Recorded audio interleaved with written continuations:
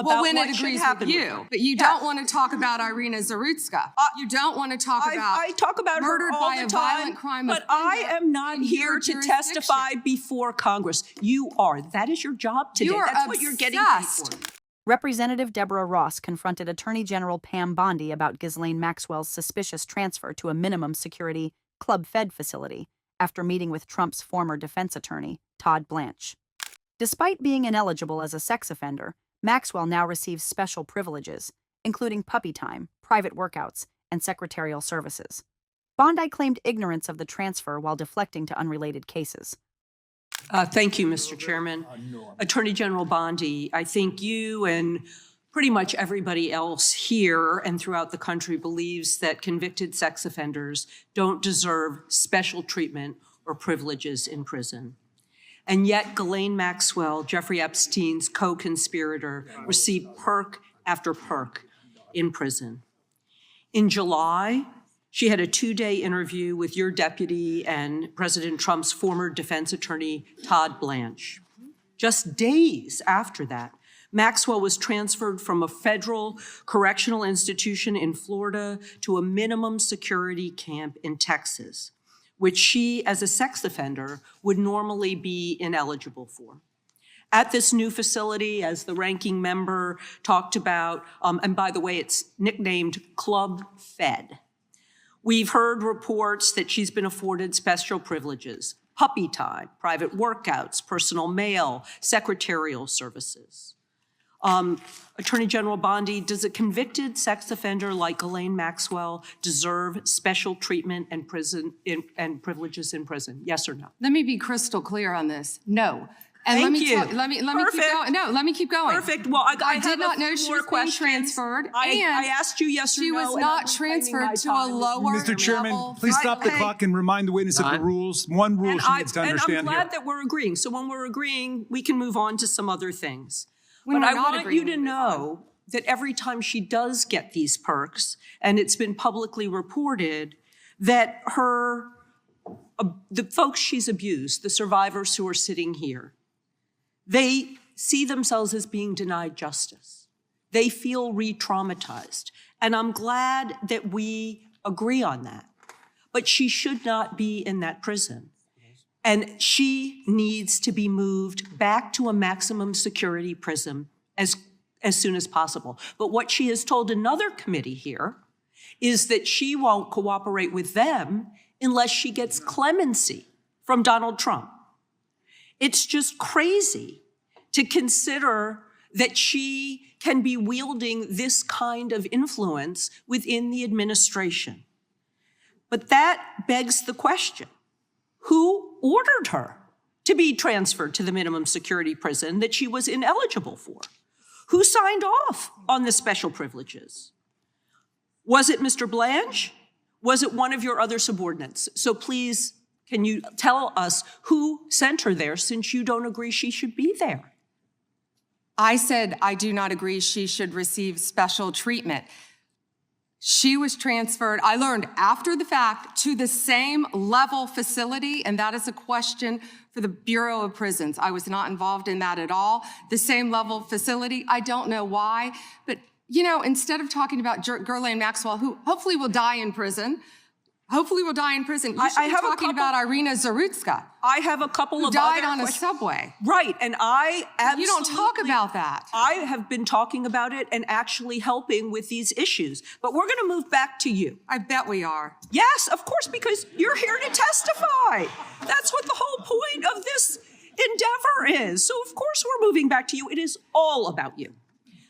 So as we've heard, she took the fifth in response to every single question in that committee hearing. And her lawyer dangled the offer of clemency. Should Donald Trump pardon or commute her sentence? Should she be released from prison, yes or no?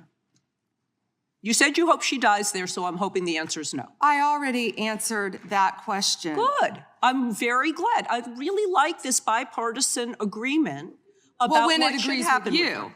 But you don't want to talk about Irina Zarutska.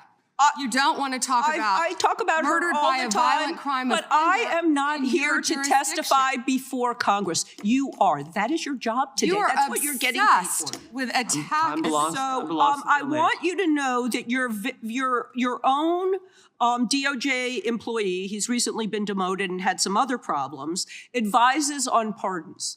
Do you think he will be advising Mr. Trump on any kind of clemency or pardon for Ghislaine Maxwell?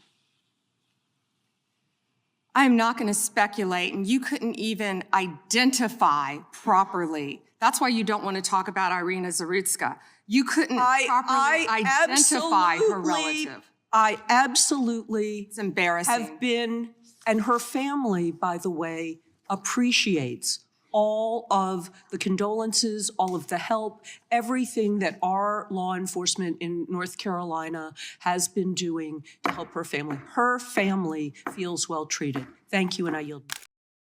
The facts Ross presented are damning in their sequence. In July, Maxwell had a 2-day interview with Todd Blanche, Trump's former defense attorney who now serves as Bondi's deputy attorney general.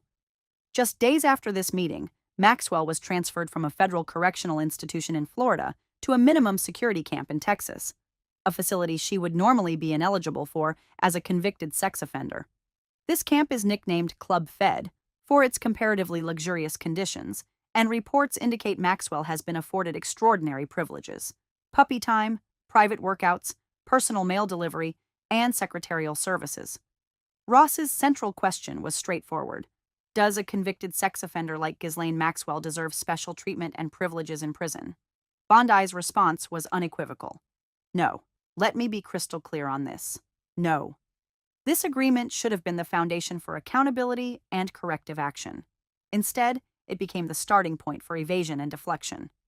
When Ross pressed on who ordered the transfer and who signed off on these special privileges, asking specifically whether it was Blanche or another subordinate, Bondi claimed ignorance. She stated she learned of the transfer after the fact and insisted it was a Bureau of Prisons question, claiming no involvement. This is implausible.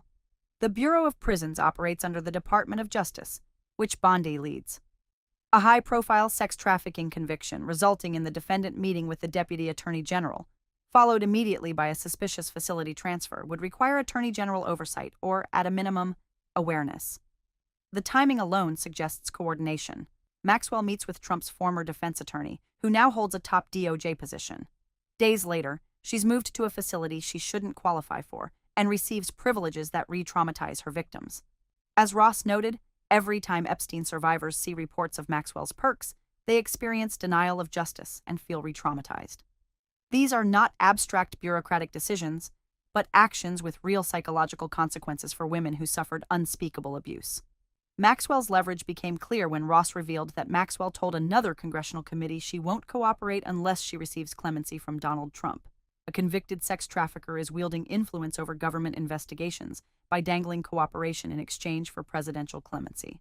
The fact that she believes such a deal is possible suggests connections and power that most federal prisoners could never access. When Ross asked directly whether Trump should pardon or commute Maxwell's sentence, Bondi indicated she had already answered, presumably her statement that Maxwell should hopefully die in prison. Yet this theatrical condemnation rings hollow when Bondi's own department facilitated Maxwell's transfer to minimum security and either cannot or will not identify who authorized it. Bondi's repeated attempts to redirect the conversation to Irina Zarutka, a murder victim in an unrelated case, demonstrated an unwillingness to address the Maxwell situation substantively. When Ross correctly noted that Bondi was there to testify before Congress, Bondi's response, "I bet we are. Yes, of course," dripped with contempt for the oversight process itself. Most revealing was Bondi's accusation that Ross couldn't properly identify Zarutka's relative, calling it absolutely embarrassing.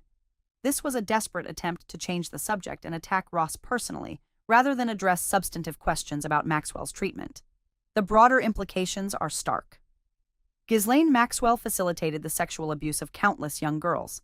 She recruited them, groomed them, and delivered them to Jeffrey Epstein. She was convicted and sentenced to prison. Instead, she meets with a top DOJ official who was Trump's personal lawyer, gets transferred to minimum security, receives special privileges, and publicly demands presidential clemency as a condition for cooperation. Meanwhile, the survivors who testified at this hearing, the women Maxwell helped abuse, watched their abuser receive puppy time and private workouts, while their own pleas for justice in prosecuting Epstein's clients go unanswered. The message is clear. If you're connected to powerful people, if you have leverage over an administration, the system will protect you. But if you're a victim seeking accountability, you'll be told investigations are ongoing, that decisions are made by other agencies, that the Attorney General doesn't know who authorized obvious favoritism.